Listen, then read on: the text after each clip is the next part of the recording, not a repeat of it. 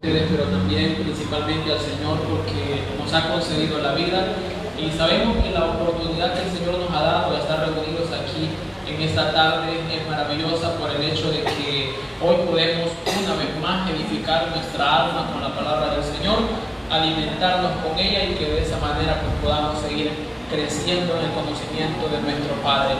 Saben, hermanos, la adoración es un regalo tan precioso que el Señor nos ha dado por el hecho de que esto implica de que en nuestro diario vivir nosotros vamos día tras día entregándole al Señor nuestra voluntad. Implica de que, si bien es cierto, uno pudiese llegar a pensar qué cosas uno puede darle a Dios de su vida, uno entiende de que al final la vida misma que tenemos es el resultado de la misericordia de Dios. Yo recuerdo que uno de los profetas en el pasado tuvo que preguntarse qué era aquello tan maravilloso con lo que se podía presentar delante de su Señor. Y él decía: ¿podré acaso presentarme delante de mi Señor con piedras preciosas, ya sea oro, plata, o enseñarle al Señor el diamante más grande que pueda haber en el mundo y decirle: Señor, este diamante lo he dispuesto para entregarlo a ti? Y dice él: bueno, no podría hacer eso porque al final ese es el resultado de la obra de Dios. Dios con su poder creó la tierra y por consecuencia todo lo que hay en ella es de Dios, así que no podría presentarme delante del Señor con eso. Luego también él se ponía a pensar y decía: ¿será que puedo enseñarle al Señor un lugar hermoso de la tierra que tenga un paisaje precioso y decirle: Señor, este paisaje lo descubrí y lo traje para que tú puedas disfrutar de él? Y dice el profeta: bueno, tampoco podría hacer eso porque el Señor está en todas partes, y aparte de eso dice la Escritura de que Él, a través del Espíritu Santo, diseñó la tierra y por lo tanto Él ya conocía ese lugar antes de que yo pudiera descubrirlo. Y Él dice: bueno, hay algo importante que Dios demanda de la vida de todo ser humano. Hay algo que a Dios le agrada el corazón y Él se siente feliz, se siente dichoso al ver que sus hijos manifiestan esta actitud. Y Él dice: amar la misericordia y humillarnos delante de nuestro Dios. Y esto implica la voluntad. Esto implica que lo único que puedo ofrecerle a Dios en el diario vivir es aquello que Él me ha dado, lo único que tengo tan preciado en esta vida como lo es la libertad. Les decía a los hermanos en la mañana, cuando a uno le hacen el llamado y le dice: venga, entregue su vida al Señor, eso de entregar la vida hasta cierto punto, nuestra vida es algo simbólico, porque al final la vida que tenemos le pertenece al Señor. La vida que Él nos ha dado, nos ha prestado, es algo que le pertenece a Él. Pero lo que rendimos a Él en nuestro diario vivir es la voluntad, precisamente. Es ahí donde uno va comprendiendo poco a poco de que hay ciertas cosas de la vida y por supuesto de nuestra relación con Dios que no comprendemos muy bien y que vamos aprendiendo poco a poco, o conforme pasa el tiempo y vamos madurando en las Escrituras, vamos comprendiendo ciertas cosas. Eso me motivaba a preguntarme este título, esta pregunta que quiero que estemos analizando hoy en esta tarde, y es adoración consciente, bajo la idea de si presentamos a Dios una adoración consciente de Él, por qué y para qué lo estamos haciendo. Les decía también a los hermanos por la mañana que hay una diferencia grande entre por qué y para qué. El por qué implica la razón, el para qué implica el propósito por el que lo hago. Bueno, también les decía, les ponía un ejemplo a ellos que quiero ponerles a ustedes. Es decir, en la vida, cuando uno de joven se enamora, uno se vuelve un poeta. Ya les he dicho esto a muchos hermanos, y algunos hermanos que dicen: bueno, hermano, insiste tanto en eso, ¿verdad? Pero uno en la vida se vuelve poeta cuando se enamora. Hay quienes que le dicen a la muchacha: adoro la calle en que nos vimos la noche en que nos conocimos. Hay otros que su historia es distinta. Hay otros que simplemente bastó que se conociesen una sola vez, sintieron algo entre ellos y conforme pasó el tiempo decidieron tener una relación seria y al final tener una relación duradera, como lo dicen, a la hora de casarse hasta que la muerte los separe. Pero uno se da cuenta de que a veces usa expresiones que no entiende muy bien. A veces uno, cuando está enamorado, le puede decir a la esposa: te adoro, ¿verdad? Y dice, pero ¿y qué significa eso de adorar? Le rindo reverencia, le rindo homenaje, significa algo sumamente importante en mi vida. Y cuando uno lo dice tratando de demostrar de que hay un afecto tan grande que quizá sintiera dentro de mí que no puedo expresar con palabras, y quizá la palabra más cercana a lo que siento sea esa expresión. En lo espiritual muchas veces hay gente que menciona adorar, pero no saben lo que adoran en realidad. Y yo quiero mostrarle hoy en esta tarde, sin más preámbulo, lo que es una narración de las Escrituras que nos muestra al Señor Jesucristo explicando un poco esto acerca de cómo uno muchas veces se equivoca a la hora de adorar. Yo no sé si ustedes han escuchado un canto que yo decidí ponerlo también porque ilustra lo que quiero decirles a continuación, más adelante, y es que es esta letra que creo que es el final de un canto. Me decían que era, creo, el 249 de nuestro himnario. ¿Recuerdan ustedes con qué pagaremos? Creo que se llama, ¿verdad? ¿Con qué pagaremos? Y termina con esto: recibe este canto. ¿Y cómo continúa, no? Mezclado con llanto. Y no es mi fiel corazón. Y les explicaba a los hermanos en la mañana que cuando por primera vez fui al instituto bíblico y tuve que pasar por clases de canto, y algunos hermanos me miraban un poco extraño por la mañana, ¿verdad? Porque yo decía, ¿usted, hermano, en serio cursó por clases de canto? Sí, hermano. ¿Y por qué canta tan mal? Bueno, porque no es mi don, ¿verdad? y yo recuerdo que una de las cosas principales que hizo el maestro cuando nosotros llegamos al instituto es que él dijo: si ustedes creían de que vamos a ir al himnario, no es eso lo que vamos a hacer en esta hora. Lo primero que vamos a hacer, para yo luego enseñarles a ustedes clases de canto, vamos a ir a la Biblia. Y a mí me daban ganas de decirle, bueno, hermano, pero ¿y qué vamos a ir a hacer a la Biblia? Sí, es que en el canto, ¿te vas a dar clase de qué? Canto, ¿verdad? Vamos al himnario, hermano, enséñenos canto, enséñenos a cantar. Y decir, hermano, es que yo no puedo enseñarles a cantar sin antes primero haberles enseñado el propósito de por qué cantar, sin antes haberles enseñado qué es lo que dice la Biblia respecto de nuestra adoración a través del canto. Y no llevaba un texto que todos nosotros recordamos, decidimos ponerlo, pero aquel pasaje que el apóstol Pablo dice: cantaré con el espíritu, pero también cantaré con el entendimiento. Y esto implica de que uno vive lo que canta, que uno siente, que uno experimenta lo que canta. Y es por eso de que mucho tiempo después llegué a pensar de que uno tiene que sentirse comprometido a la hora de cantar, porque el canto es el medio por el cual nosotros también, no solamente las otras actividades que hacemos el día domingo, como lo es la cena, la ofrenda, escuchar la predicación y las oraciones, sino que el canto es la forma por medio de la cual yo expreso mi sincera adoración a Dios.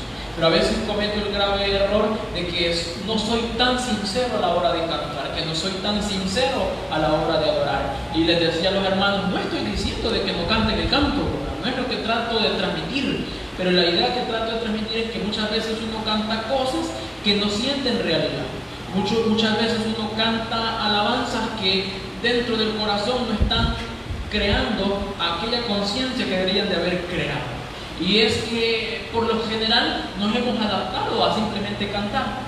Uno viene a la iglesia, uno abre su himnario y empieza a cantar porque es para lo que aparentemente como que si fuésemos ya programados para eso. Y uno dice, bueno, hermano, pero es lo único que hay que hacer. Yo simplemente vengo y canto y eso es todo, pero no entiende lo que está cantando, ni mucho menos por qué lo está cantando. Yo recuerdo no solamente este ejemplo, sino hay otros muchos ejemplos más, como por ejemplo, y de hecho lo tenemos en el himnario, un canto que dice, sumérgeme. ¿Lo recuerdan ustedes? Y hay algunos hermanos que les gustaba mucho ese canto. Luego viene un hermano y nos dice, pero es que ese canto es un error, es un problema, porque nosotros somos sumergidos en las aguas del bautismo y no en el Espíritu Santo. El Espíritu Santo viene a morar a nosotros. Pero la gente lo canta, y lo canta simplemente por cantar, pero no entiende lo que está cantando ni por qué lo está cantando. Y hay otros ejemplos más, como por ejemplo, cuando la gente canta aquel otro canto, que creo que nuestro hermano Herbert ya más o menos creo que lo ha mencionado también, aquel canto que dice, Cristo vino, y los hermanos de la iglesia de Cristo, ¿verdad?, cantando allá en su casa a todo volumen, y su pueblo se llevó, y dicen los hermanos, ay, qué bonita la alabanza, ¿verdad?, y estamos alabando al Señor, y luego dicen, no hay remedio no hay salida. Y dice al final, es la gran tribulación. Y hermanos de la iglesia de Cristo cantando esas cosas, cantando doctrinas aparte de lo que la Escritura enseña, pero porque otra vez cantamos simplemente porque queremos cantar, porque decidimos hacerlo, pero no porque entendemos lo que estamos haciendo. A esa actitud, a ese tipo de actitud, de esa naturaleza, el Señor Jesucristo, en una oportunidad, hablando con, yo creo que algunos ya saben para dónde voy, ¿verdad? Hablando con una mujer, le dijo las siguientes palabras. Si usted gusta, me puede acompañar a la lectura de la palabra del Señor en San Juan capítulo 4, versículo 22. Los que andan Biblia y quieran leerlo en su Biblia, no hay problema, y los que no, pues lo leemos aquí en pantalla, aquí lo tenemos. Dice así: vosotros adoráis lo que no sabéis, nosotros adoramos lo que sabemos, porque la salvación viene de los judíos. Amén. Dios bendiga su palabra. ¿Sabe, hermano? Hay algo interesante que mencionar aquí. Es la primera expresión que Jesucristo utiliza con esta mujer. Jesús sostiene esta conversación con esta mujer samaritana, y él notó algo interesante en los samaritanos, y es que según Jesús, los samaritanos adoran aquello que no conocen. Hermano, ¿cómo se sentiría usted que viniesen a cuestionar aquello que usted ha creído durante mucho tiempo? Y que vengan a decirle, lo que estás haciendo, no lo estás haciendo de la manera correcta. Fíjese de que muchas veces uno se siente molesto cuando le corrigen algo que está haciendo. Hay gente que no le gusta la corrección, no le gusta que le digan, mira, estás equivocado en lo que estás pensando, no es así, es de esta manera. Hay gente que le causa molestia. Entonces me preguntaba cuando leía aquí el primer verso, si acaso es que Jesús pretendía ofender a esta mujer cuando le dice esta expresión, cuando le dice, ustedes adoran aquello que no conocen, aquello que no saben. Cualquiera se hubiese sentido ofendido. Es como que vinieran a usted y le dijeran, mire, ¿a dónde te congregas? Pues me congrego en la iglesia de Cristo. Ok, y le digan, bueno, mira, yo he estudiado la doctrina de la iglesia de Cristo, y la doctrina de la iglesia de Cristo está equivocada. Tú estás mal, no estás en el lugar correcto. ¿Cómo se sentiría usted que le digan algo como eso? Pero Jesús establece esta conversación con esta mujer y le dice, lo que hasta ahora has estado adorando no es lo correcto. Pero Jesús no pretende en ningún momento ofenderle, ni mucho menos insultar a esta mujer, sino lo que él pretende es ganar el alma de esta mujer para que esta mujer pueda convertirse en una verdadera adoradora. Es ahí donde uno tiene que prestar mucha atención a esta conversación. Tiene mucho que ver la actitud hacia la adoración. ¿Cuál es la actitud que todo creyente debe demostrar a la hora que él está adorando a Dios? Yo entiendo de que adorar es un privilegio de parte del Señor, y como es un privilegio, al menos yo debería en adoración de comportarme como debe de ser ante ese privilegio que Dios me ha dado. Yo creo, soy de los que ha aprendido en la vida de que cuando Dios nos permite adorarle es porque Dios considera de que nosotros tenemos la capacidad de poder hacerlo, de que podemos esforzarnos día tras día para que nuestra adoración pueda ser recibida de parte del Señor. Pero porque es una adoración que entiendo lo que estoy haciendo. Y como lo dije al principio, la diferencia grande entre el por qué y para qué estoy brindando mi adoración al Señor. Cuando vengo a la iglesia, entiendo precisamente esta cuestión. ¿Sabe? Uno se pregunta cuál es el problema que Jesús se tiene con los samaritanos. Se lee el texto y se ve, ¿cuál es el problema que Jesús tiene con los samaritanos? ¿Cuál es el problema que hay entre los samaritanos y Dios? Porque este es el problema. Ellos alegan adorar a Dios. Esta es la situación. Ellos dicen, bueno, nosotros adoramos al Señor. Yo, al igual que tú, siendo judío, le dice la mujer a Jesús, yo también adoro al Señor. Me decía un hermano en la mañana, me dice, bueno, mis compañeros de trabajo, ellos me dicen, tienen allí su pequeño altar, le dicen ellos, porque tienen unos instrumentos, y dice de que a la hora que van a hacer el culto, le dicen, mire hermano, venga, vamos a adorar al Señor. De todos modos, al mismo Dios alabamos, ¿verdad? Al mismo Dios alabamos todos, así que usted venga, participe con nosotros. Y dice el hermano, y yo le digo, no. Le digo, mire, no alabamos al mismo Señor, o al menos no lo adoramos de la misma manera. Yo adoro al Señor conforme la Escritura me dice que adore al Señor. Ustedes lo hacen conforme ustedes creen que es correcto. Y es lo que está pasando aquí. Estos hombres, estas personas tienen una situación problemática en su relación con Dios en cuanto a la adoración. Hay un problema serio entre ellos y Dios al momento de adorar. Y uno dice, ¿cuál es ese problema? Bueno, es que ellos profesan adorar al Dios verdadero, sin embargo, parte de su culto se basa en las prácticas paganas. Miren, esta gente estaba igual a los griegos. Estaban casi igual a los griegos. ¿Recuerdan ustedes lo que pasaba con los griegos en Hechos capítulo 17? ¿Ya lo han leído ustedes? Cuando dice la Escritura de que el apóstol Pablo se presentó delante de ellos en el Areópago griego y les dice, ustedes son muy religiosos, ustedes creen en muchas divinidades, y observé algo interesante, y es que tienen un altar que lo han hecho con una inscripción al Dios no conocido. Y es que los griegos tenían la idea de que más allá de los dioses en los que ellos creían, tenía que haber un Dios mucho más fuerte, tenía que haber un Dios mucho más grande, que según ellos había creado a los demás dioses y por supuesto todas las demás cosas, porque algunos de ellos creían que Zeus había creado al hombre, pero había personas que tenían esta corriente de pensamiento que creían de que había un Dios, un ser supremo, a diferencia de los otros que era mucho más fuerte e importante. Dice Pablo, ese Dios es el Dios que yo les vengo a anunciar. Los de Samaria creen en Dios.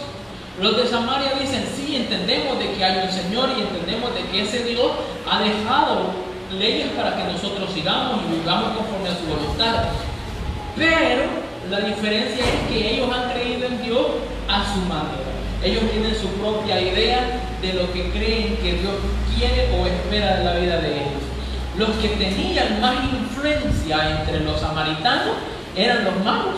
Esa gente, ellos los consideraban como gente que eran enviados por Dios para ayudar al pueblo.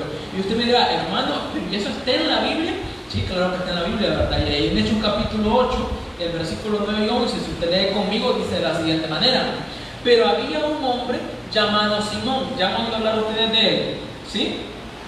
¿Recuerdan ustedes lo que hemos hablado acerca de este hombre? Pues bueno, dice así la Biblia, que antes ejercía la magia en aquella ciudad. ¿Cuál ciudad era? Bueno, sigamos leyendo. Y había engañado a la gente. ¿De dónde? Pero ellos adoran a Dios. Miren, es como que un cristiano, y yo espero que eso no pase, ¿verdad? Pero es como que un creyente, pero que está aquí con nosotros, vaya y consulte la magia, ¿verdad? Vaya y diga, mire, yo quiero que me digan mi futuro. Yo quiero que me digan a ver si me voy a ganar la lotería, dice. Yo quiero saber quién es el que habla mal de mí. Yo quiero saber quién es el que me quiere hacer daño. Y voy a ir y van allá a visitar ese tipo de gente y creen que esa gente les puede decir qué es lo que les va a acontecer en la vida. Bueno, así estaban estos de Samaria. Y dice de que este Simón, que hacía este tipo de cosas, los había engañado. Mire lo que sigue diciendo. Haciéndose pasar por algún grande, dice. A este oían atentamente todos, desde el más pequeño hasta el más grande, diciendo, ¿qué decía, hermano? Este es el gran poder de Dios. Imagínense usted, ¿qué es la idea que ellos tenían de Dios? Ellos no creían en Dios como deberían de creer en el Señor, ellos creían otra cosa. Hay mucha gente en el mundo, lamentablemente, que a Dios lo tiene como un adivino, ¿verdad? Como alguien que le va a tirar las cartas y le va a decir, vaya, esta es la suerte de lo que te depara el destino. Hay mucha gente así. Hay gente que dice, yo voy a ir donde el pastor para que el pastor me diga qué es lo que me va a pasar más adelante. Lamentablemente la gente cree ese tipo de cosas. Estos samaritanos no eran la excepción. Si usted nota el último versículo, después que dice que ellos creían que este hombre actúa por el poder de Dios, dice, y le estaban atentos, le prestaban mucha atención a todo lo que él les decía y hacía, porque con sus artes mágicas, les había engañado mucho tiempo. Miren, aquí hay algo bien interesante que mencionaba en la mañana y quiero hacerlo ahora también en la tarde. Hay gente que dice, mira, hermano, si es que todos adoramos al mismo Señor, como ya le dije ya ratito, dicen, allá si los pastores enseñan falsa doctrina, Si los pastores vienen y le enseñan otra cosa a la gente, esa gente lo que son víctimas de ellos, hermano. Esa gente no tiene ninguna responsabilidad de que los estén engañando. Pero pobrecitos, los han engañado. Pero el Señor no va a ser tan malo de condenar a esa gente. ¿Usted cree que sí? No sé si alguna vez le han dicho eso a usted. No, hermanos, el Señor no es así. Yo no sé si usted está prestando atención conmigo en este texto. Pero en este verso lo que podemos observar es que delante de Dios esta práctica no era correcta. Hermanos, pero les había engañado a este hombre. Y lo que este hombre hacía, lo hacía delante de los ojos de todo el pueblo. La gente observaba lo que él hacía y la gente decía, se quedaba anonadada, decían, wow, qué poder tan grande. Y decían, este hombre tiene que estar de parte de Dios porque solamente así puede hacer lo que hace. Y estaban engañados, hermano. Y viene el Señor Jesucristo y cuando habla con esta mujer le dice, hay un problemita con ustedes. Adoran lo que no saben. Hermanos, pero si estaban siendo engañados, porque el Señor les dice, no hombre, si así están bien, no se preocupen, ustedes han sido engañados por toda la gente que les está enseñando otra cosa, ¿verdad? Ustedes no tienen responsabilidad.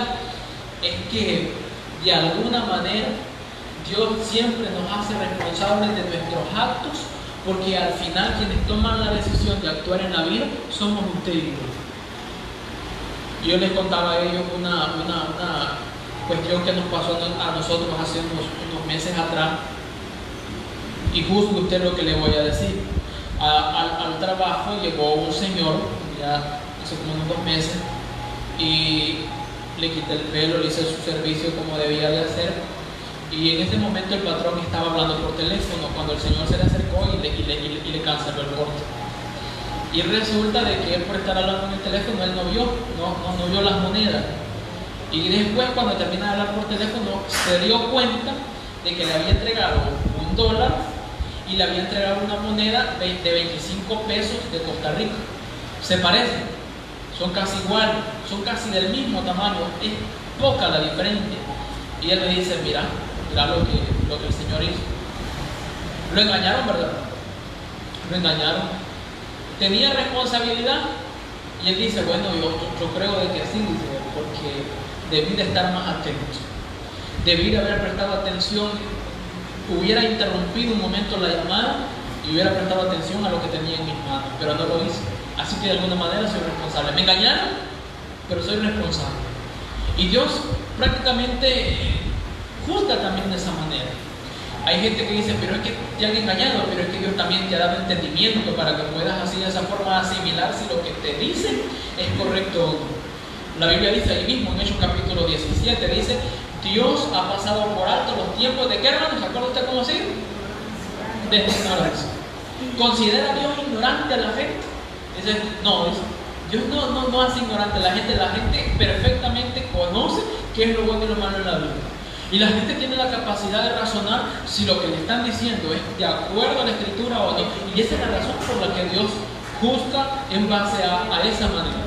Y alguien puede decir, pero entonces Dios es injusto. No, claro que Dios no es injusto, a pesar de que la gente trate de buscar el rostro de Dios, pero Dios espera que uno sirva como Él desea que se haga y no como yo quiero hacerlo.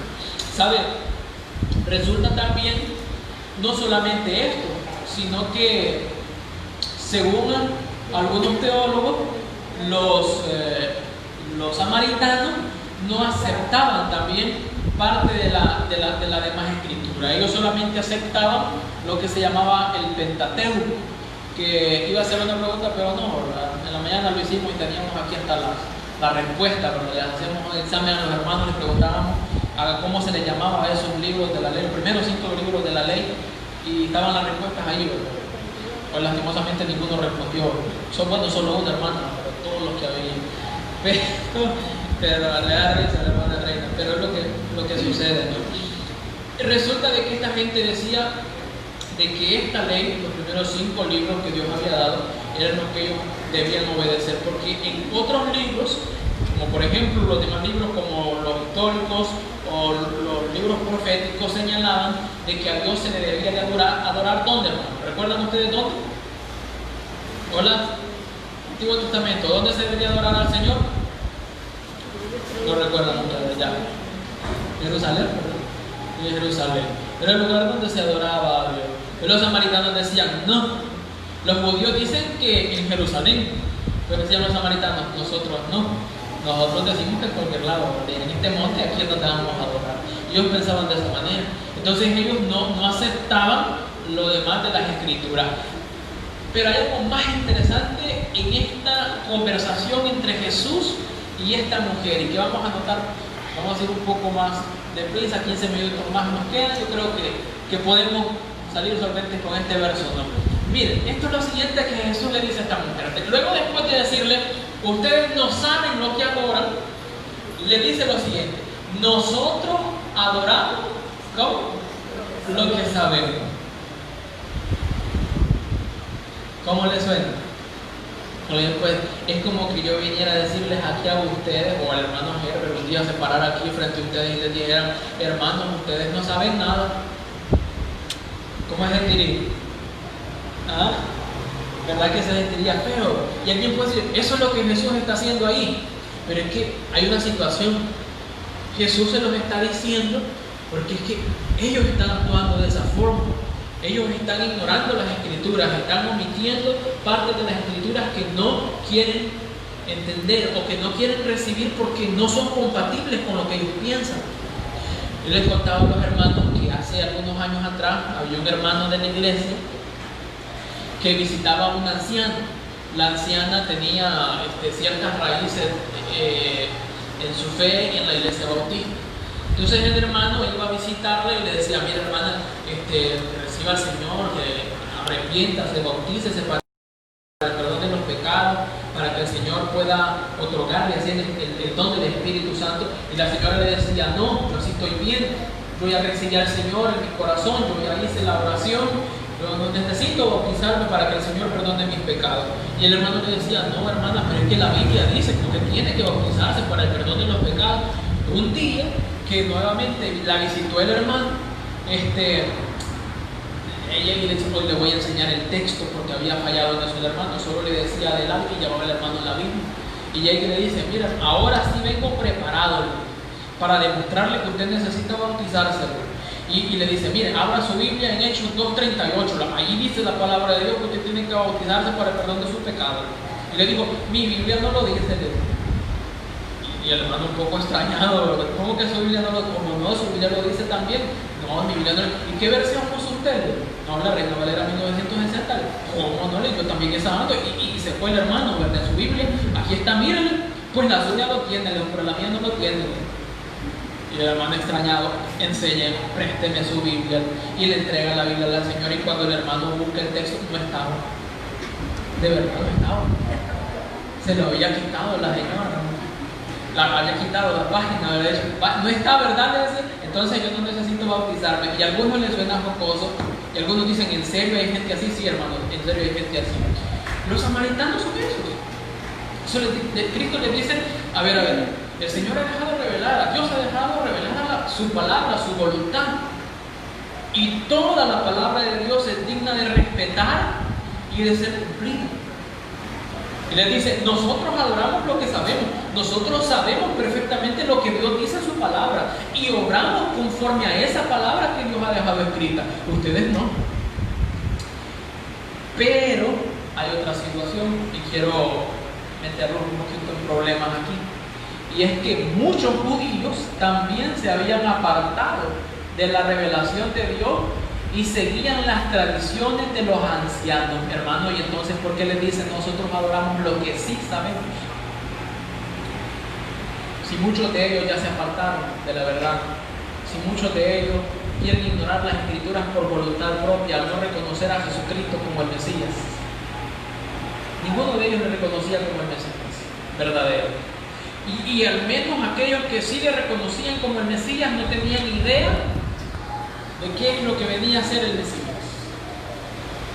Porque Pedro tuvo que acercarse y decirle, Señor, nada de esto te acontezca. Cuando el Señor le dijo, debo de morir. ¿Entendía Pedro cuál era la misión del Mesías en la tierra? No. Luego la mamá de dos de ellos tuvo que acercarse al maestro y decirle, Señor, cuando tú vengas en tu reino, cuando tú establezcas tu reino, en otras palabras, cuando seas rey, cuando hayas derrotado a los romanos, Le has puesto en su lugar a todos estos fariseos que están aquí, que se creen dueños del pueblo. Cuando tú ya seas mi rey, que mis hijos, uno se siente a tu derecha y otro a tu izquierda. ¿Entendían ellas lo que venía a hacer Jesús a la tierra?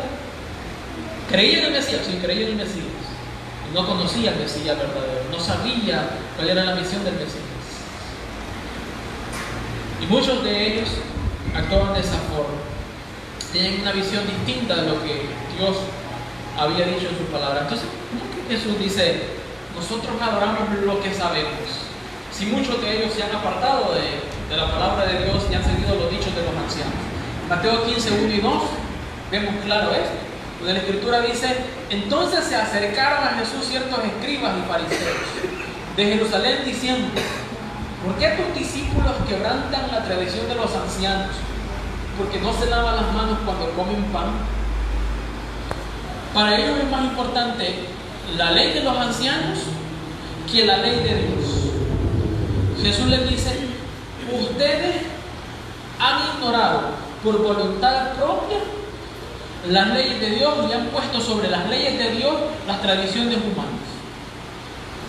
En Marcos capítulo 7, verso 2 nos habla un poco claro respecto a esto y nos dice, los cuales viendo a algunos de los discípulos de Jesús comer pan con manos inmundas, esto es, no lavadas, los condenaban.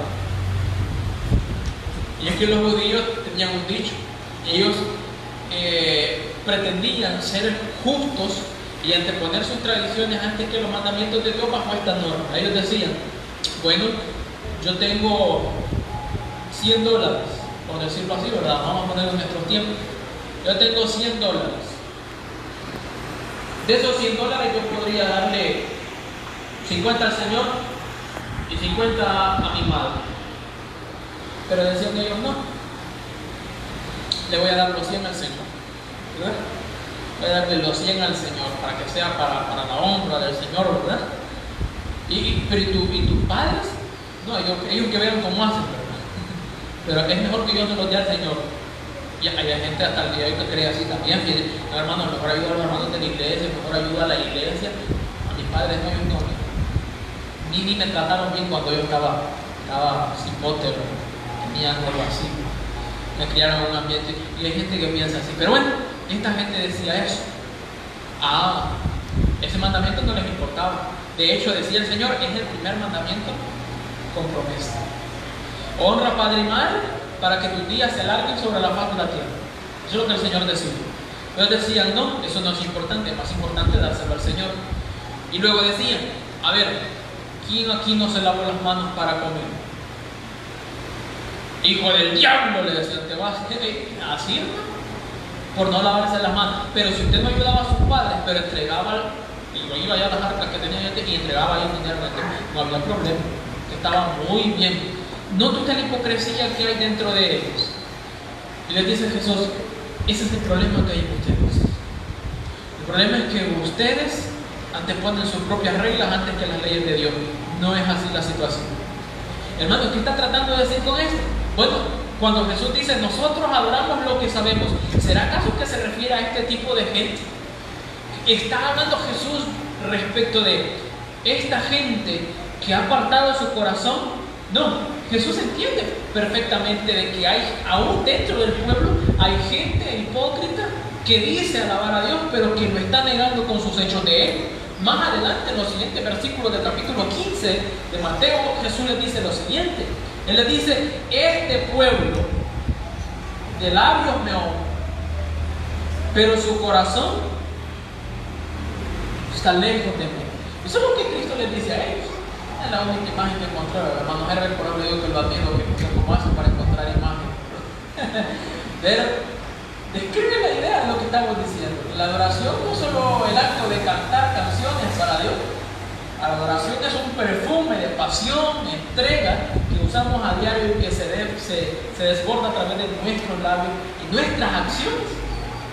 No se trata de que yo digo, esto es lo que debo de hacer y anteponer primero mis sentimientos antes que los sentimientos de Dios. Hay muchos hermanos de la iglesia de Cristo que lamentablemente están cambiando su doctrina a consecuencia de eso. Y dicen, bueno hermano, pero si es que nosotros no cambiamos, no evolucionamos, vamos a perder gente, ¿verdad? La gente se va a ir de la iglesia, los jóvenes no van a venir porque los jóvenes tienen este instinto de cantante, ¿verdad? Porque les gustan las iglesias con música porque se sienten más profesionales a la hora de cantar. Pasan a cantar a un joven aquí sin instrumento, se siente viejito, ¿verdad? Dice, ay, que fuera viejo cantando así allí, no. Y usted, hermano, ¿en serio? Sí, en serio. De verdad, dicen, la iglesia aburrida, ¿verdad? Y dicen, cambiamos, hermano, dicen algunos. Es que no se trata de imponer nuestras reglas ante las reglas de Dios. No hay que ser tan fariseos. Y Jesús enseña prácticamente esto en esta idea. Sabe también decirle que esta pregunta, ¿no? Entonces, ¿de qué habla Cristo? Bueno, Jesús está hablando prácticamente de la revelación de la voluntad de Dios en el Antiguo Testamento. Nosotros sabemos lo que adoramos, porque luego añade y le dice, porque la salvación, ¿qué le dice? Viene de los judíos. A ver, esas profecías que están allá, por ejemplo, en Isaías. En Isaías encuentra la profecía, capítulo 14, si no me equivoco, capítulo 9, capítulo 8, hay profecías respecto de la venida del Mesías. Cuando Jesús habla, nosotros sabemos lo que adoramos es por el hecho de que Dios siempre tuvo un pequeño remanente que se mantuvo siendo fiel. Cristo es del linaje de David. Esta descendencia tenía que mantenerse intacta hasta la venida de Cristo. Esta descendencia tenía que dar lugar a la venida del Mesías. Entonces, Él les dice, bueno, ustedes están equivocados en la adoración porque en primer lugar Dios ha revelado cómo espera que le adoren. También Él ha revelado de que la salvación proviene de los judíos, aunque ustedes les detesten, aunque ustedes no les puedan ver, la salvación proviene de Él. Y tienen que reconocer y aceptar esto. Pero hay una situación más interesante que notar también en cuanto a esto que estamos diciendo, y es que Dios no acepta el culto inventado por los hombres, culto voluntario o tu propia medida. Me contaba el hermano Herbert de unas situaciones que se dieron en el seminario allá en San Miguel, ¿verdad? Y uno entiende, bueno, al menos yo entiendo poco parte de la filosofía que ellos enseñaban allí, pero cuando empiezan a enseñar a la iglesia que la iglesia tiene que cambiar, que tiene que ser distinta, de que cada quien tiene su propia medida de cómo considera la fe, y empiezan a decirle esto a la gente por muy fuerte que parezca, eso no es cierto. En la iglesia no puedo imponer mis propios pensamientos o mis reglas porque al final la adoración es el resultado de la invención de Dios y no de los hombres. Cuando el hombre adoró no porque él se lo inventó.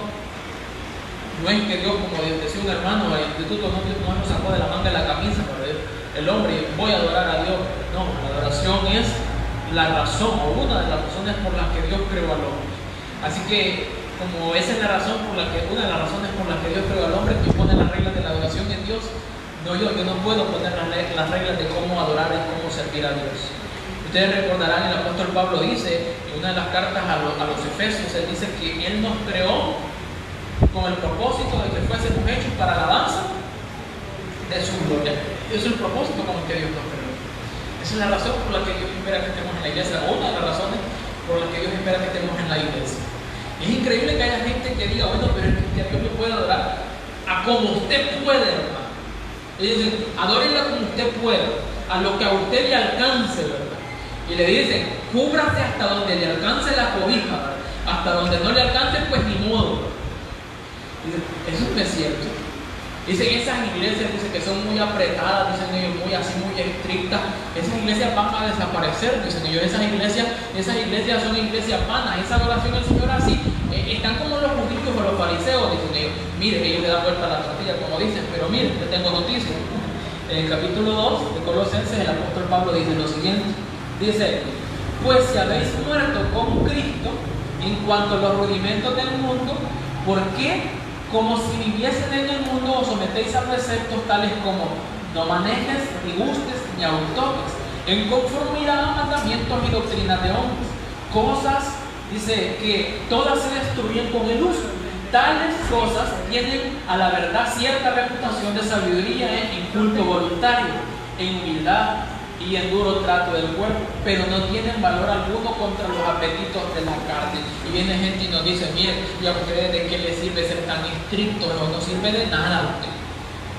Si al final con que yo vaya a la iglesia, le cante al Señor, con que yo ore, yo lea la Biblia de vez en cuando me acuerde, con eso es suficiente. El Señor, a eso le basta al Señor. El Señor solo lo que quiere es que usted haga y quiere el ánimo.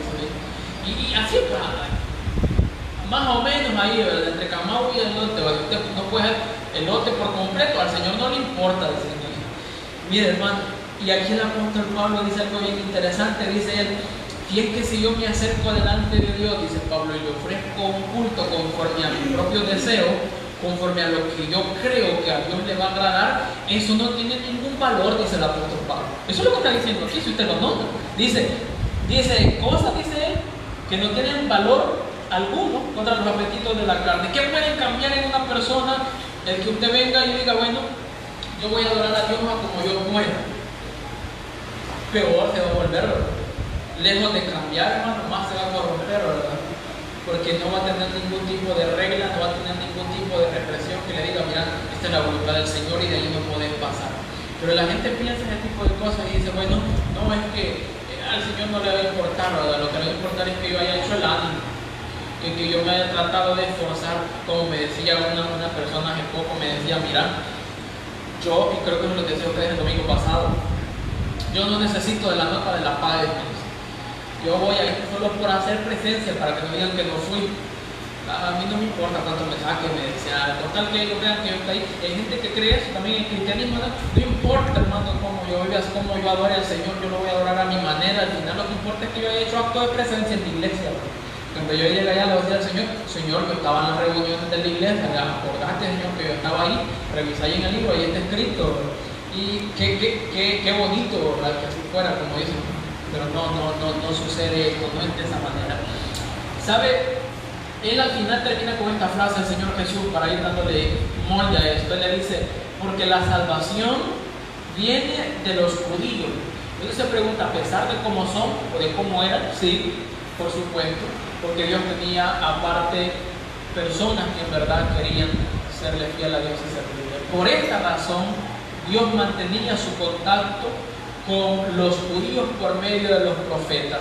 El apóstol Pablo lo dice de esta manera: ¿qué ventaja tiene pues el judío? Dice Pablo. ¿O de qué aprovecha la circuncisión? Mucho, en todas maneras. Primero, ciertamente que les ha sido confiada la palabra de Dios. La razón por la cual, a pesar de cómo ellos eran, aún Dios seguía manteniendo su palabra firme, es porque el propósito que Dios tenía es que hasta el día de hoy, hasta nuestros tiempos, su palabra pudiese tener un cumplimiento.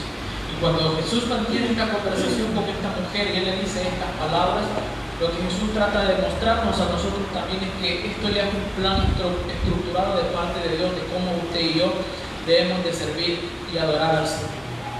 El Señor dice, bueno, si tú te apartas de mi palabra, si tú te alejas de mi voluntad y decides ofrecerme un servicio conforme a tu voluntad, conforme a como tú crees que es correcto, entonces yo no puedo recibir esa adoración.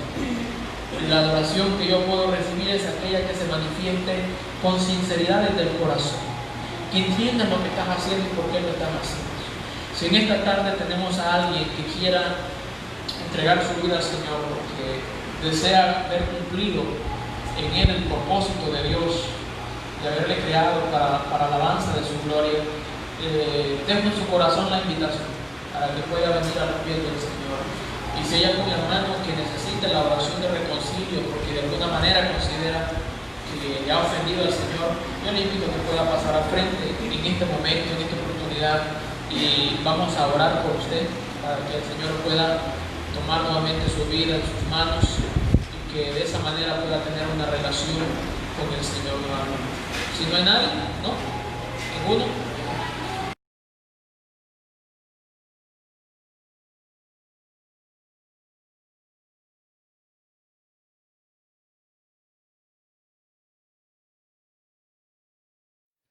Como el siervo con sed busca el río, oh Dios mío, te busco a ti.